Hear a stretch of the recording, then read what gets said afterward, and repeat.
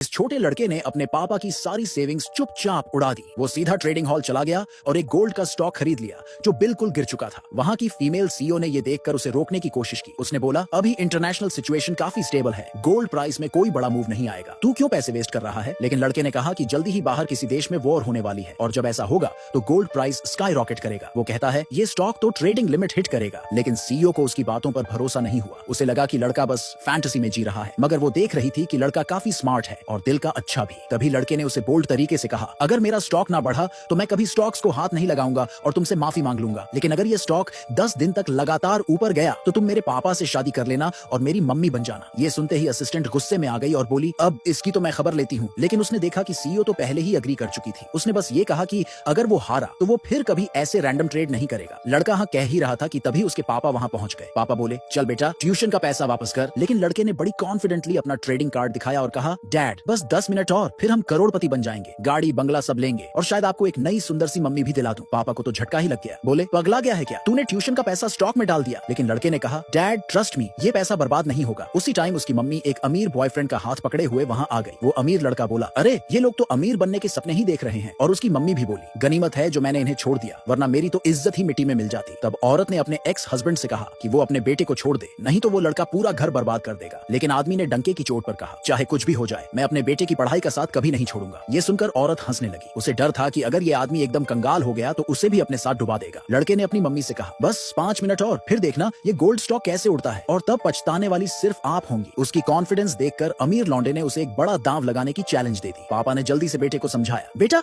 ये गैम्बलिंग मत कर। यहाँ तक कि सीईओ भी थोड़ी टेंशन में आ गई कि कहीं लड़का हार न जाए। लेकिन लड़का तो एक रिइंकार्नेटेड बंदा था। उसे पूरा यकीन था कि ये स्टॉक लिमिट अप मारेगा। जब पापा उसे घर ले जाने लगे तो लड़के ने साफ मना कर दिया। ये देखकर औरत को लगा कि उसका एक्स हस्बैंड तो बिल्कुल डरपोक है और सबके सामने उसका मजाक उड़ाने लगी। कहने लगी, तुम मेरे बॉयफ्रेंड जैसे कभी बन ही नहीं सकते। उस पल में आदमी का खून खौल गया। उसने अपनी इज्जत वापस पाने के लिए बेटे को दांव लगाने की परमिशन दे दी। औरत को यह बिल्कुल एक्सपेक्ट नहीं था। फिर वो अमीर लड़का बोला, अगर 3 मिनट में ये स्टॉक नहीं चढ़ा तो तुम बाप बेटे दोनों मेरी लाइफ टाइम के लिए नौकर बन जाओगे, और अगर स्टॉक चढ़ गया तो मैं और तेरी मम्मी दोनों तुम्हारे सामने घुटनों पर बैठकर माफी मांगेंगे और फिर कभी तुम्हारे सामने नहीं आएंगे। पापा ने देखा कि बेटा कितना कॉन्फिडेंट है तो अब पीछे हटने का कोई ऑप्शन नहीं बचा। सीईओ पहले तो लड़के की मदद करना चाहती थी, पर अब वो खुद अपने फैमिली बिजनेस के लिए अच्छा मैनेजर ढूंढ रही थी। इसलिए वो अपने असिस्टेंट के साथ वहां से निकल गई। धीरे धीरे 2.5 मिनट निकल गए। अमीर लड़के को लगा कि उसकी जीत पक्की है। उसने पापा से कहा, अब तो घुटनों पर आजा और माफी मांग, तेरे बेटे को मैं छोड़ दूंगा। पापा सोचने लगा, काश बेटा पढ़ाई पर फोकस करता तो शायद ये सब ना होता। और जैसे ही वो घुटनों पर बैठने ही वाला था, उसी वक्त ठीक 3 मिनट पर ट्रेडिंग हॉल से अनाउंसमेंट हुई, स्टॉक सर्ज कर गया है। पूरा हॉल सन्न रह गया। किसी ने नहीं सोचा था कि छोटा लड़का वाकई ये बाजी जीत जाएगा।